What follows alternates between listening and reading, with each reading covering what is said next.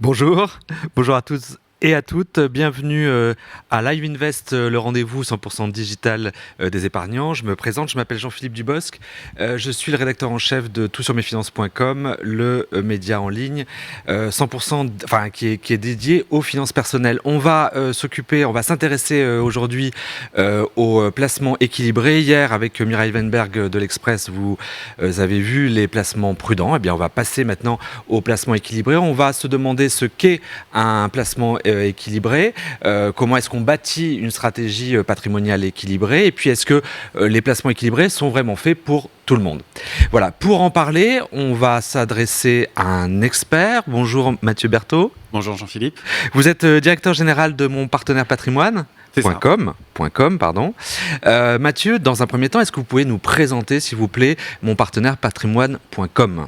Avec grand plaisir. Alors, c'est un nouvel acteur sur le marché de la gestion de patrimoine en France qui va bientôt fêter ses 1 an et avec un positionnement assez original, hybride, dans le sens où toute l'entrée en relation et toute la relation client se fait, si le client le souhaite, à distance, avec des outils qui permettent de tout gérer à distance. Bien évidemment, on peut aussi se voir sur site, mais ça, c'est un élément qui permet vraiment une facilité d'échange avec les clients. Et en même temps, on travaille de manière très traditionnelle en gestion de patrimoine, à la fois dans l'analyse patrimoniale, la définition et le suivi des projets patrimoniaux et des placements financiers adaptés aux profils et aux objectifs du client. Donc vous êtes un conseiller en gestion de patrimoine online. Exactement, avec notre objectif qui est de pouvoir proposer à tous des services de conseil en gestion de patrimoine, parce que tout le monde a un patrimoine petit, en constitution, avec des enjeux différents, après un patrimoine plus important, mais l'objectif c'est vraiment de le proposer à tout le monde. Parfait. Alors Mathieu, on va rentrer directement dans la problématique de cette matinale. Qu'est-ce qu'un placement équilibré ? Alors, un placement équilibré, pour arriver à le définir, quel que soit son profil investisseur, son profil investisseur prudent, équilibré ou dynamique, il faut revenir à des fondamentaux. Alors, je vais essayer de le faire de manière assez simple, mais ce qu'il faut voir, c'est vraiment quelle classe d'actifs on va choisir pour ces investissements. Et c'est à partir de là qu'on va pouvoir définir un placement équilibré. On va dire qu'il y a 4 classes d'actifs pour simplifier les choses, de la plus sécurisée à la plus risquée. Les placements monétaires, donc totalement liquides, mais sans rendement, et aujourd'hui net d'inflation qui vous font perdre de l'argent, qui peuvent être utiles, mais vraiment à très court terme. Les placements obligataires, alors très peu risqués, voire pas risqués, simplement avec la forte baisse des taux obligataires de long terme qu'il y a eu, aujourd'hui ne propose quasiment plus de rendement. Donc c'est une classe d'actifs aussi sécure, mais avec un potentiel de rendement faible. On va trouver la classe d'actifs immobilières, soit en direct, l'immobilier physique, soit par le biais de pierres papier, les SCPI, etc.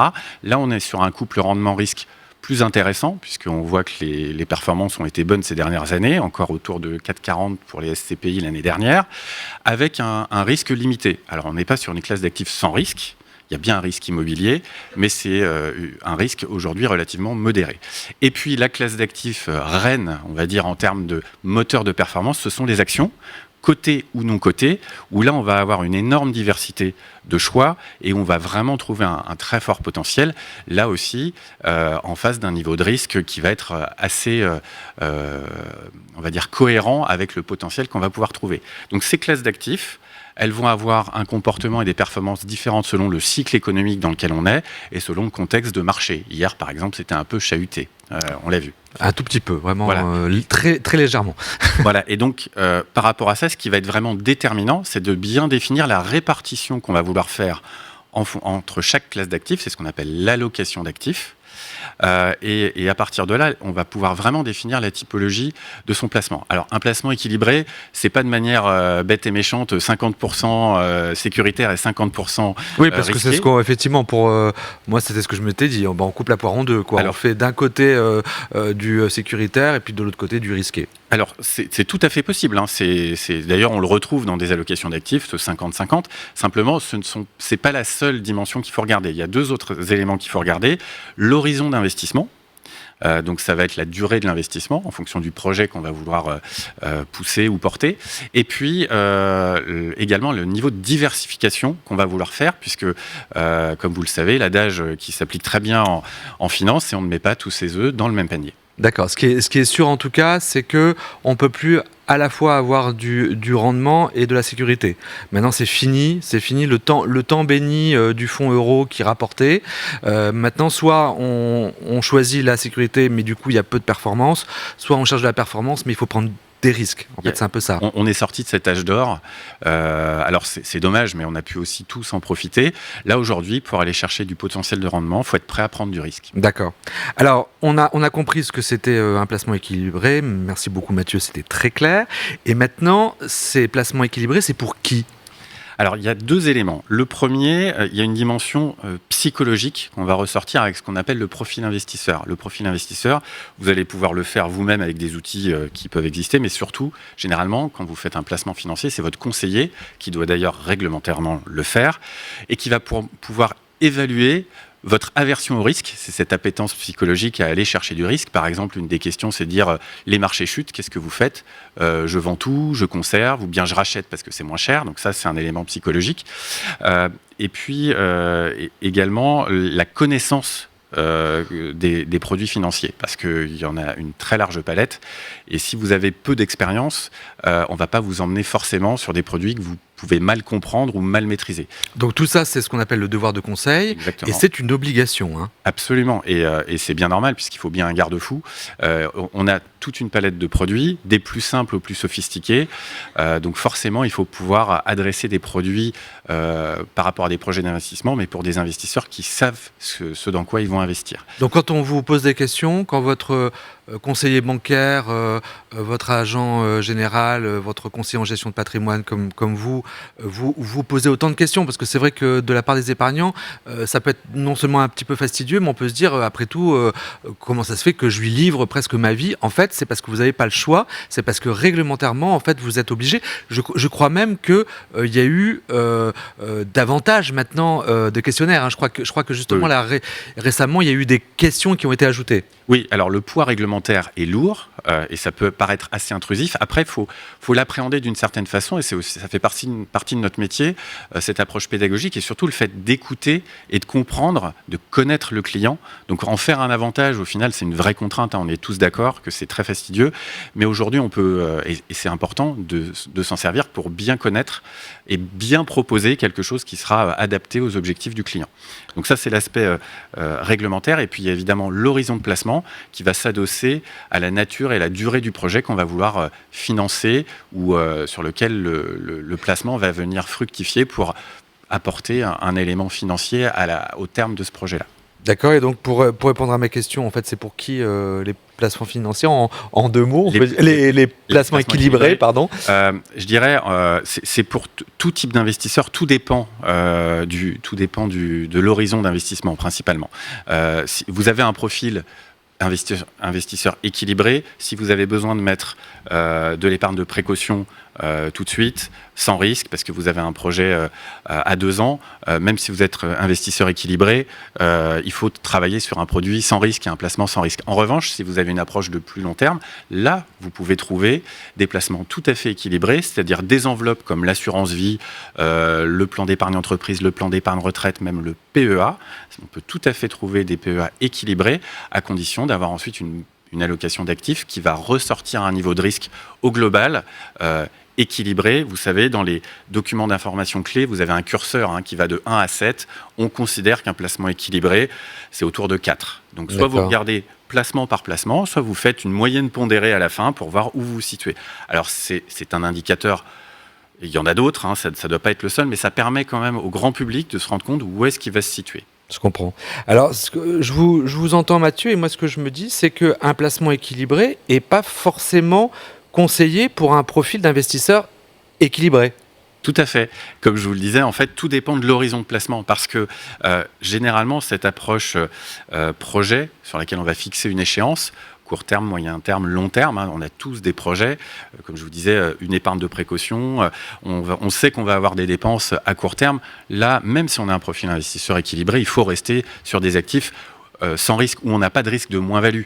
En revanche, dès lors qu'on va pouvoir aller laisser du temps et l'effet de la capitalisation des placements se faire et en bénéficier, là, on peut aller sur son profil naturel, son profil équilibré, et on va pouvoir faire une allocation d'actifs qui va pouvoir, par exemple, être investie à 40, 50, 60% en actions et bien le diversifier en fonction des zones géographiques, des secteurs d'activité et ce qu'on veut. Donc, pour pouvoir laisser son profil investisseur se développer, s'épanouir, il faut un peu de temps. On est sur des métiers qui doivent laisser du temps aux choses. D'accord. Donc, si je pousse la logique encore plus loin, en fait, le placement équilibré, il ne faut pas forcément penser classe d'actifs, il ne faut pas forcément penser enveloppe ou produit financier, mais il faut plus penser horizon de placement. Oui, tout à fait. Clairement, aujourd'hui, l'approche multi-projet qu'on retrouve, c'est un des fondamentaux de la gestion de patrimoine. Cette approche multi-projet, finalement, veut dire multi-échéance, donc multi-horizon d'investissement.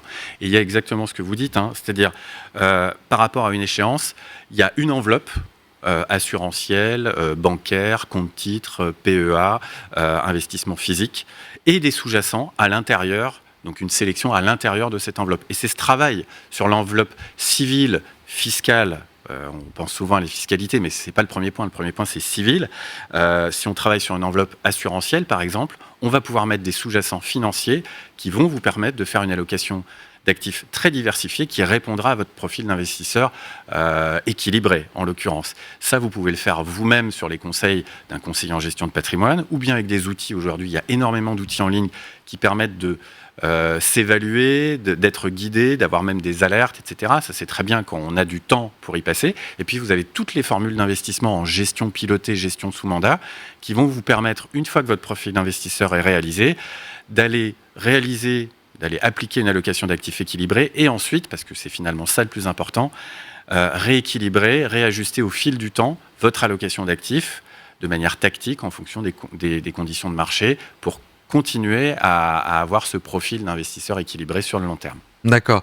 Donc toujours pour continuer dans notre idée et puis pour donner des conseils à nos internautes qui sont en train de nous regarder actuellement en direct, en live, concrètement, ça veut dire que il faut que j'identifie mes projets et pour chaque projet, je prévois une enveloppe particulière. Il faut faire comme ça ? Oui, alors dans la méthodologie, c'est exactement ça que va faire un conseiller en gestion de patrimoine. Il va prendre toute l'information au départ pour identifier des éventuels déséquilibres qu'il peut y avoir dans votre patrimoine actuel. La gestion de patrimoine, c'est des stocks et des flux. Donc de voir par rapport à votre budget si aujourd'hui vous avez une épargne de précaution ou pas. Et généralement, une épargne de précaution, ça permet de dormir tranquille. Donc là, s'il y a quelque chose à faire, on va travailler sur du court terme. Donc on dit que c'est 3-6 mois de revenus, hein, c'est ça ? Oui, c'est l'équivalent de 3-6 mois de revenus. C'est ça. En fait, tout dépend du curseur qui fait qu'on dort bien la nuit. Donc ça va dépendre de chacun. Ça dépend évidemment de ses revenus, mais ça dépend aussi de son patrimoine. Si vous avez du patrimoine très illiquide, avoir une épargne de précaution très liquide, qui vous donne un peu plus de marge de manœuvre, c'est plus sécure. Donc ça, c'est le petit matelas financier en cas où il y a une dépense imprévue. Exactement. Ok. Et puis ensuite. Et ensuite, vous avez des enveloppes très souples, très flexibles, comme l'assurance vie. Vous versez quand vous voulez, vous retirez quand vous voulez. On pense souvent assurance vie, échéance, 8 ans, etc. Mais vous pouvez retirer de l'assurance vie quand vous voulez. C'est juste une question de frottement fiscal. Mais quand vous avez besoin de capitaux, vous faites un retrait en assurance vie. C'est évidemment très pratique. Et puis, vous avez d'autres formules d'épargne à plus long terme.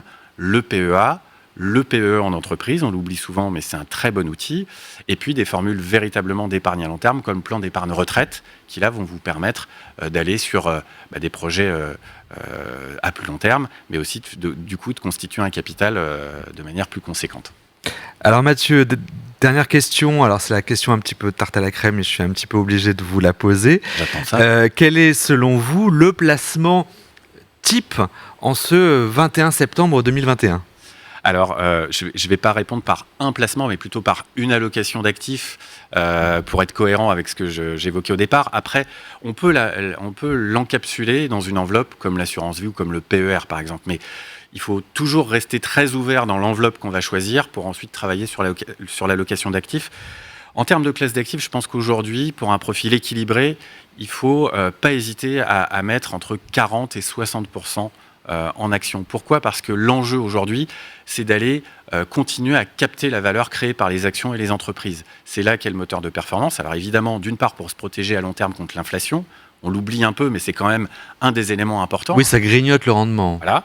Et puis aussi de le faire de manière diversifiée, zone géographique, taille de capitalisation des entreprises, secteur d'activité. Hier, on a vu qu'il y avait des secteurs qui tombaient pendant que d'autres, avec les annonces américaines sur le fait de pouvoir revoyager. On a vu Air France qui a repris 5%. Donc il y a toujours le fait de travailler sur la diversification pour limiter l'effet des variations à court terme. Donc la partie poche action, 40 à 60% sur un profil équilibré, c'est beaucoup, hein. Ça semble beaucoup pour un profil équilibré. Tout à fait, mais il y a tellement de choix aujourd'hui sur le marché, vous pouvez très facilement avoir un niveau de risque relativement équilibré. Je parlais de 4 au final sur un portefeuille pour cette partie action. Après, je pense qu'il faut conserver entre 20 et 40% actuellement dans des actifs immobiliers. Alors ça peut être de l'immobilier en direct ou ça peut être au travers de la pierre papier, en direct, par exemple dans les SCPI qu'on peut porter en direct, qu'on peut même faire démembrer pour une optimisation fiscale sur le. Et c'est pas de la torture, hein, c'est pas de la torture. Voilà, non. Le démembrement, ça fait pas mal. Mais voilà, c'est un outil. D'ailleurs, vous pouvez en parler avec votre conseiller en gestion de patrimoine. C'est quelque chose qui peut être très intéressant dans l'utilisation de la SCPI qu'on la porte en direct.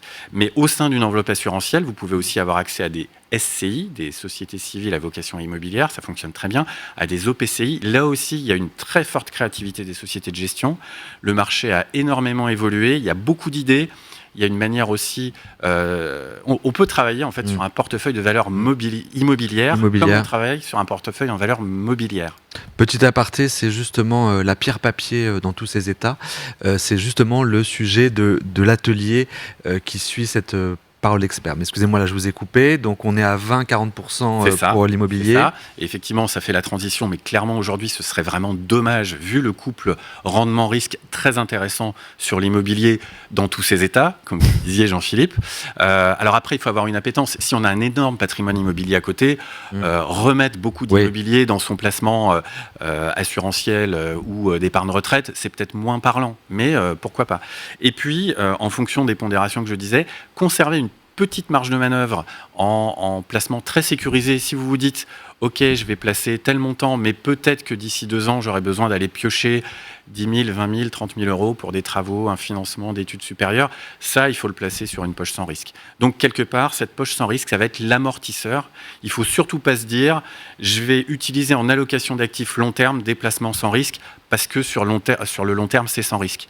Oui, mais sur le long terme, c'est sans rendement. Et aujourd'hui, il y a plus de 10 ans, parce que c'est ça dont on parle quand on est sur du long terme, il ne faut surtout pas rester sur des classes d'actifs sans risque parce que vous perdez de l'argent sur le long terme, clairement. Donc, il faut plutôt aller chercher du risque.